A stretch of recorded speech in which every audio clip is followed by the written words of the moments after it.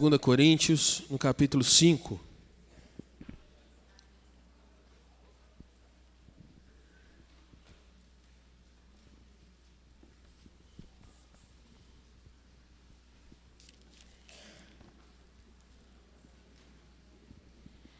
Segunda de Paulo aos Coríntios, capítulo 5, e eu quero ler o versículo 20 com você.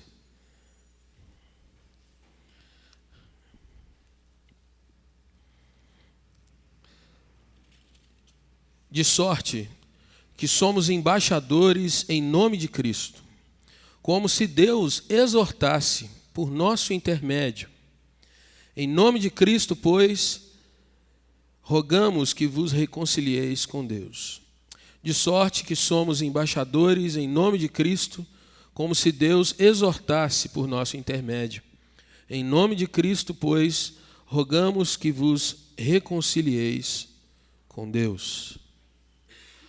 Eu quero ler um texto como introdução dessa nossa palavra, uma pequena meditação dessa manhã.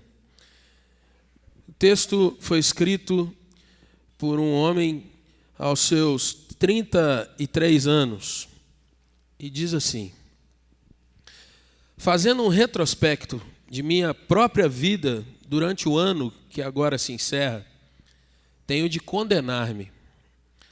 Posso indicar algum trabalho que tenha feito da melhor maneira que pude, mas será que progredi na direção do céu? É aqui que me sinto em falta. Não posso ir além da prece do publicano. Ó Deus, sê propício a mim, pecador. Será sempre assim comigo? A minha pressão e a atividade da vida exterior têm empanado minha comunhão com aquele para quem esses mesmos serviços são feitos. Quantas vezes minhas devoções são formais e apressadas, ou perturbadas por pensamentos de planos para o dia, e pecados muitas vezes confessados e lamentados têm mantido seu poder sobre mim. Quem me dera um batismo de fogo que consumisse minhas escórias. Quem me dera um coração totalmente de Cristo.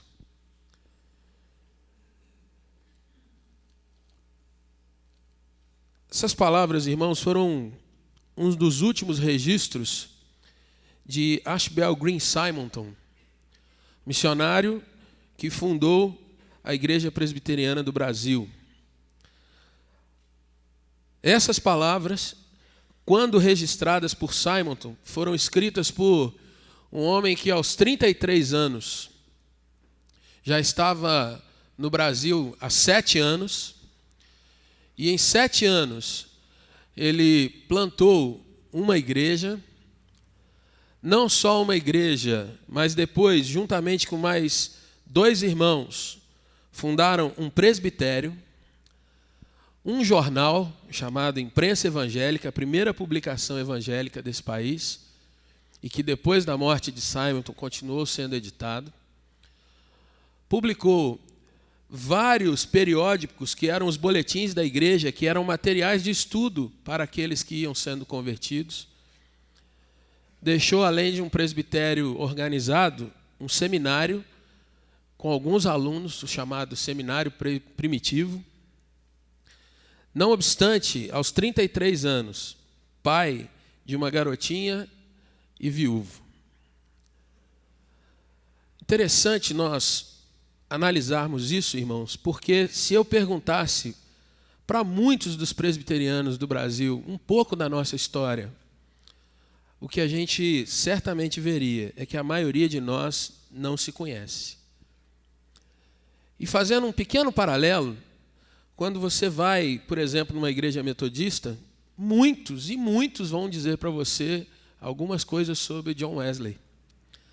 Quando você vai na Assembleia de Deus, a maioria vai falar sobre 2 missionários que saíram do seu país e vieram para cá, para Belém do Pará, e ali iniciaram um trabalho que hoje já é centenário.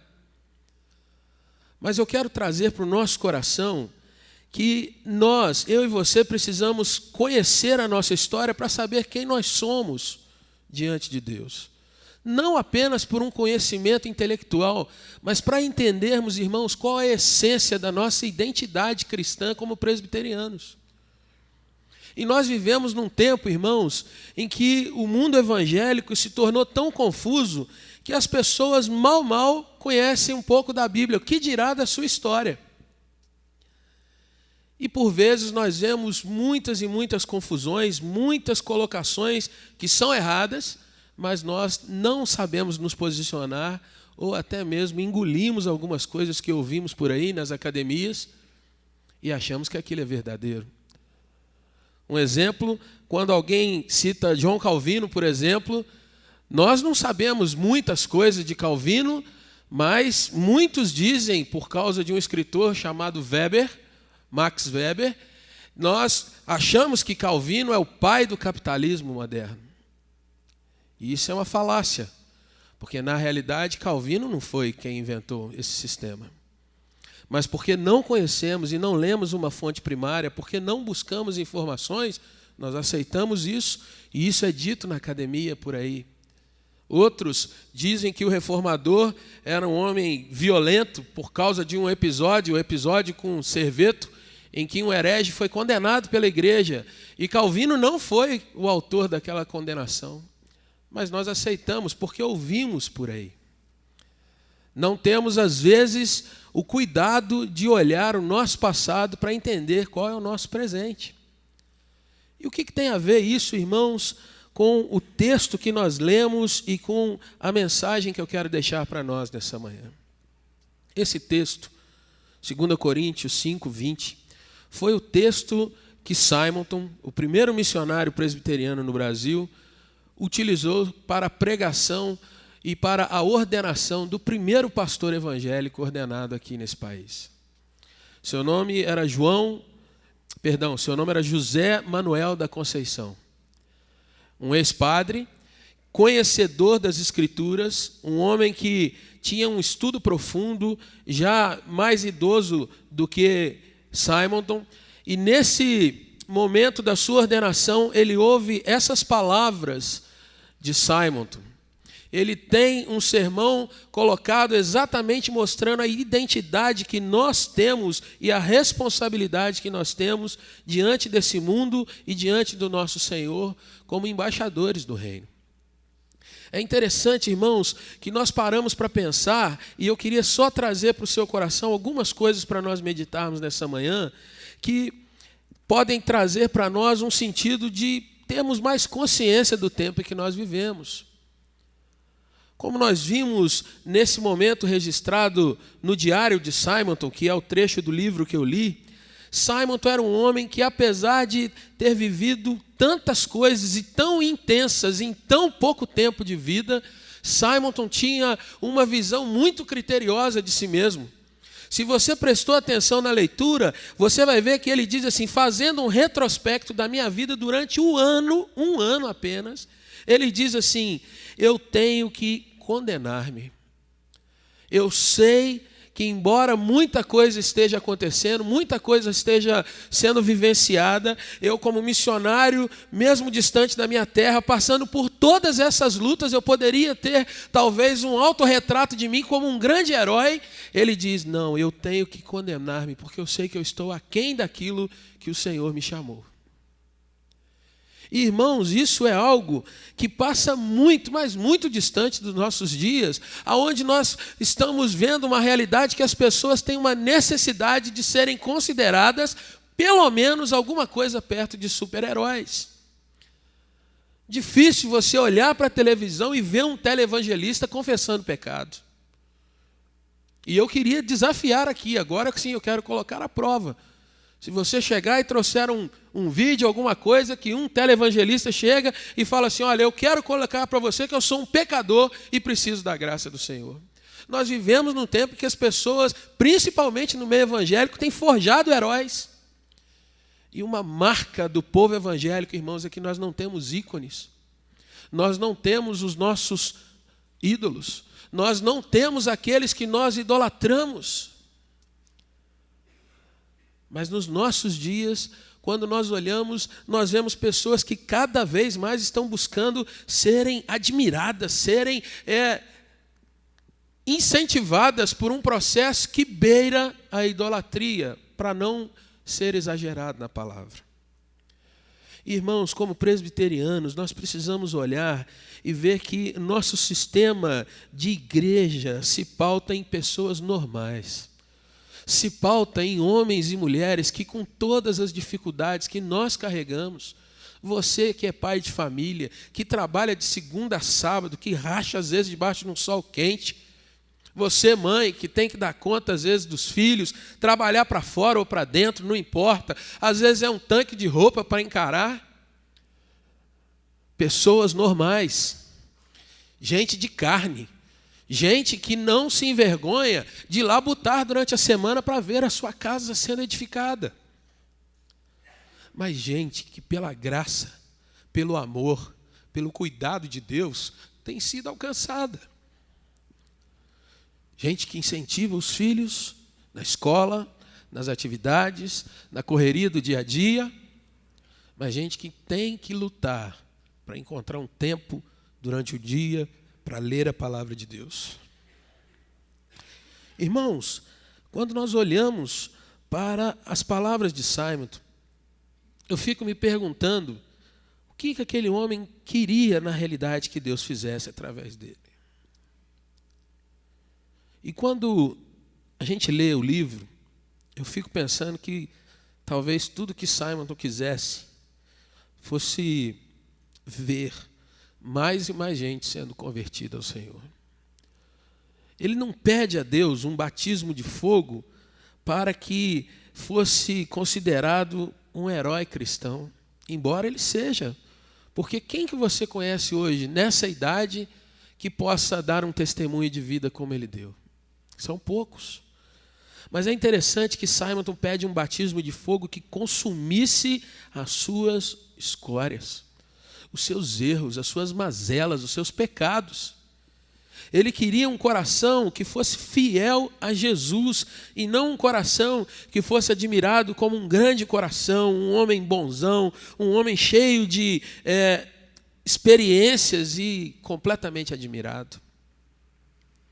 E aí, irmãos, eu quero trazer para nós que quando ele coloca essas questões, na realidade ele está desejoso de ver que no futuro não o nome dele fosse visto, mas o nome de Jesus fosse visto em todos aqueles que fossem ouvindo o Evangelho e proclamando o Evangelho para as pessoas. E esse é o espírito da nossa denominação. Nós estamos há 156 anos nesse país. Nós não somos um povo, irmãos, de oba-oba. Nós não somos um povo de muitas aparições. Nós não somos um povo que faz muito auê por onde passa, mas nós somos um povo que amamos a palavra de Deus, que amamos viver a palavra de Deus. Somos gente que brinca, que ri, mas gente que chora também, que passa por suas lutas. Somos gente, irmãos, que paga seus impostos, que vive no dia a dia como qualquer brasileiro vive, mas somos gente também que ama esse país, que ora pelos seus governantes, que busca sempre, irmãos, trazer a autoridade da palavra sobre todos os pontos da nossa vida. E é interessante você parar para pensar, porque muitas vezes algumas pessoas fazem separação entre fé e a sua vida comum. Um presbiteriano não faz. Muitas pessoas fazem separação entre o que são na igreja e o que são dentro de casa. O presbiteriano, ele é o mesmo pecador dentro da igreja e o mesmo pecador dentro de casa. Mas redimido a cada dia e sendo tratado por Jesus dentro da igreja e dentro de casa. E nesses dias, irmãos, nós precisamos parar e buscar a nossa realidade, a nossa identidade de volta, para que a gente não seja consumido pelo espírito dos nossos dias. Correria, gente que busca sempre a sua autoexaltação, tempos em que o povo brasileiro está perdendo também a sua noção de governabilidade, de gente, de ser povo. Nós estamos à beira de um tumulto generalizado, e nós precisamos parar e voltar e dizer: Senhor, mostra-nos quem nós somos diante de Ti.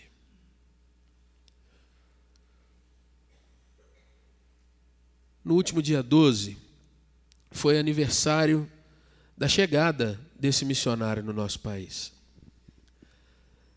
Daqui a 7 dias, nós vamos ordenar mais um pastor dentro da nossa igreja.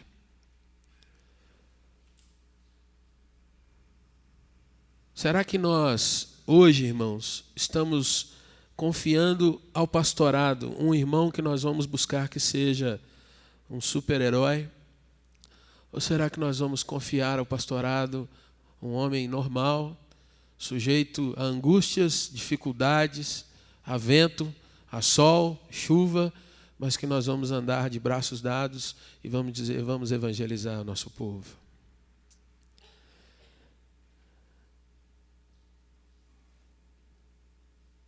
Quando Deus coloca sobre Paulo, sobre Simon, sobre José Manuel da Conceição, sobre eu e você, a expressão de que nós somos embaixadores em nome de Cristo, Ele está dizendo que nós representamos a Cristo, mas que nós não somos o Cristo.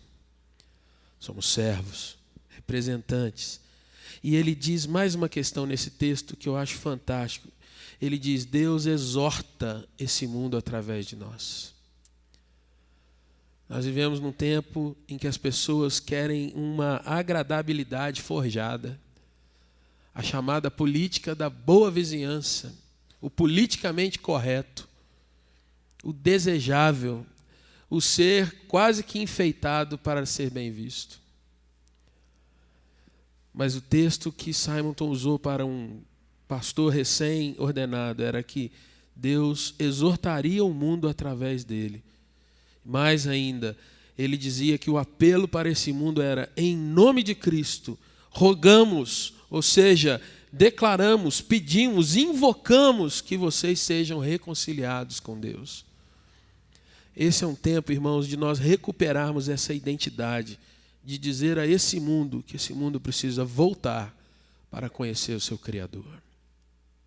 A palavra é muito breve, é muito simples e muito direta também. Estamos comemorando aniversário da nossa denominação. Você conhece a sua denominação? Fica um desafio para você. Fica um desafio, irmãos, para você saber quem são aqueles que pousaram e começaram a plantar na nossa nação a semente da igreja que nós temos hoje. Quando você lê o boletim aí, a pastoral, você vai ver que de uma semente que foi plantada, hoje nós somos mais de 1 milhão de membros nesse país. Pode ser muito pouco em relação a outras denominações, mas para que você tenha um último paralelo, até a década de 60 do século passado, 52% dos evangélicos eram presbiterianos. Nós podemos dizer que de 60 para cá, multiplicou-se o número de evangélicos. Hoje, de cada 1.000, 25 são presbiterianos. Somos uma parcela muito pequena. Mas aí eu quero trazer algumas coisas para nós. Até a década de 60, quando alguém empenhava a sua palavra sendo um evangélico, ele era cobrado por aquilo e a sua palavra tinha peso e valor. Até bem pouco tempo atrás, quem ia na Casa da Bíblia, ali na Rua Alfred, quando pegava um material, não havia um SPC para ser consultado. Seu Elias César foi presbítero da nossa igreja, Dona Paula foi tesoureira da nossa igreja. Eram pessoas que diziam: a sua palavra é que vale. E eu ainda cheguei a comprar CD dessa forma. Até a década de 60 era a nossa palavra. Hoje, meu irmão, minha irmã, quando alguém diz para você assim: eu sou crente, o que te vem na mente?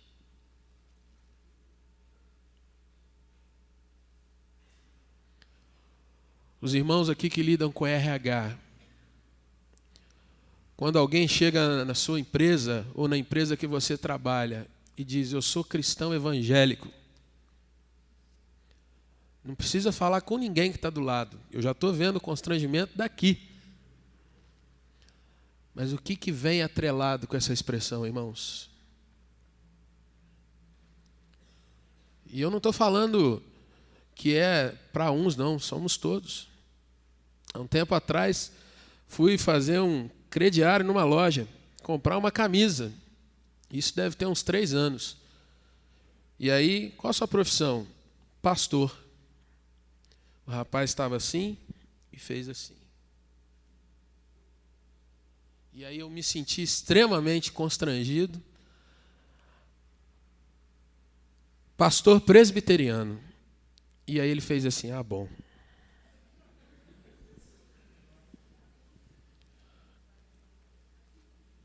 Você tem uma história. Você tem uma identidade. Tem um peso. Uma responsabilidade. E eu queria encerrar essa palavra, irmãos, dizendo que nós precisamos ter, de fato, o cumprimento daquilo que nós ouvimos na escola dominical semana passada. Quem estava aqui lembra que nós fomos desafiados a orar pela igreja não perseguida, se lembra? Fomos desafiados a orar por uma igreja que pode estar, de repente, como diz o nosso hino nacional, deitada num berço esplêndido, né? Ao som do mar e à luz do céu profundo. E eu queria encerrar esse momento convidando a você que nós orássemos pela nossa igreja, essa igreja aqui, pelas igrejas presbiterianas daqui de Juiz de Fora e pelas igrejas presbiterianas do Brasil. Nós temos o costume de dizer assim, não vamos olhar nada, esse negócio do passado é passado, história é história. Se você está aqui hoje foi porque alguém regou uma semente para que você pudesse estar aqui. Mas quem vai estar aqui amanhã? Qual semente vai receber? Eu queria você pensando um pouco sobre isso e orando sobre isso conosco. Vamos baixar nossa fronte.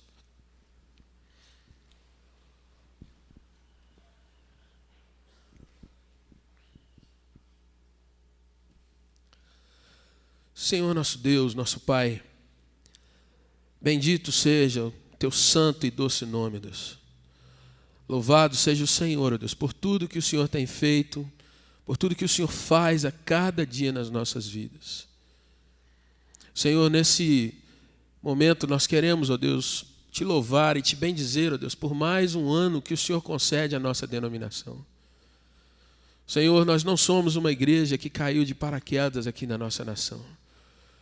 Nós somos uma igreja, ó Deus, que veio com a chancela, ó Deus, de uma história, Deus, que já há quase 500 anos, ó Deus, nós vamos celebrar. Mas isso traz sobre nós, ó Deus, um peso e uma responsabilidade que muitas vezes nós perdemos a noção diante de tantas coisas que nós vemos, tantas coisas que nós vivemos, tanta correria.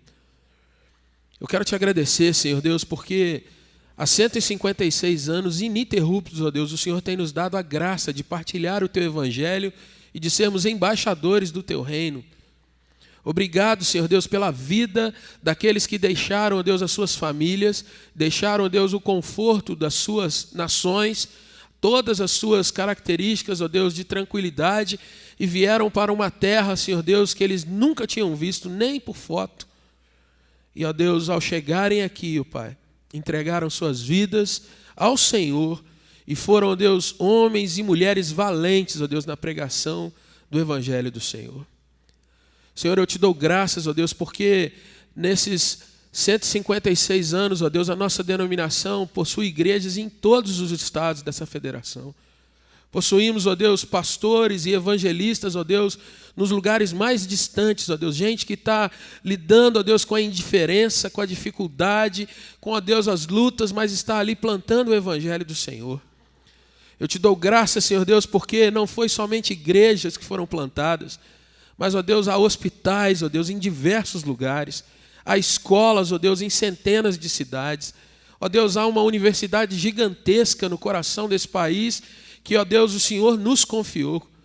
Obrigado, Senhor Deus, porque o Senhor tem nos dado, ó Deus, médicos, tem nos dado advogados, tem nos dado engenheiros, tem nos dado, ó Deus, professores, mestres.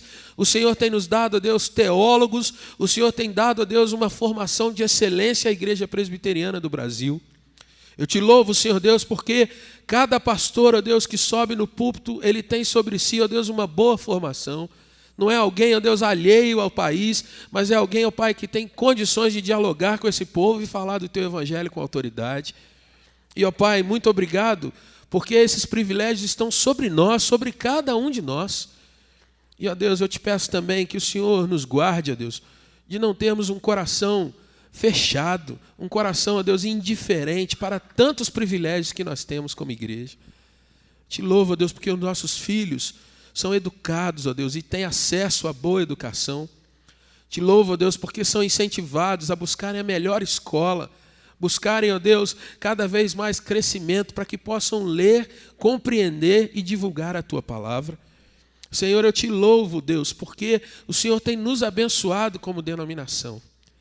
Mas, Pai, assim como o nosso fundador, assim, ó Deus, como o primeiro missionário que pôs os pés aqui nesse país pela nossa denominação, eu quero, ó Deus, colocar diante de Ti, ó Deus, que nós não estamos, ó Pai, satisfeitos com o que nós vemos até aqui. Queremos, ó Deus, muito mais, ó Deus. Queremos ter, ó Deus, a mesma pujança, ó Deus, dos nossos antepassados.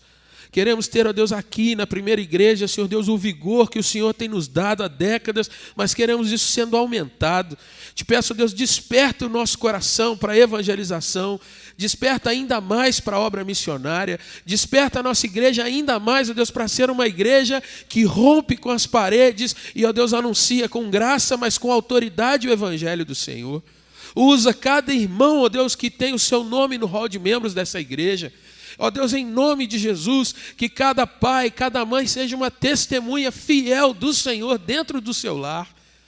Sejam homens e mulheres de oração, sejam pais, ó Deus, com graça diante dos seus filhos, mas também, ó Deus, com autoridade para corrigi-los, para educá-los, para fazer, ó Deus, com que conheçam o caminho do Senhor. Deus, abençoa a nossa liderança, nossos presbíteros, os nossos diáconos. Abençoa, Deus, os ministérios da Tua igreja, ó Deus, realmente com um despertar, ó Deus, de que nós podemos muito mais, que nós, ó Deus, temos muito mais, e que se o Senhor se agradar de nós, o Senhor vai levar a lugares que nós nunca imaginamos estar. Desperta a nossa visão em nome de Jesus, Pai. Senhor, nós não nos contentamos com o passado, um passado bonito, é verdade, com muitas lutas, mas tremendas vitórias. Nós agradecemos ao Senhor por isso, mas nós te pedimos, Deus, escreve um futuro glorioso para nós. Escreve um futuro, Deus, onde a Tua igreja vai ser uma igreja reconhecidamente fiel ao Senhor, Deus.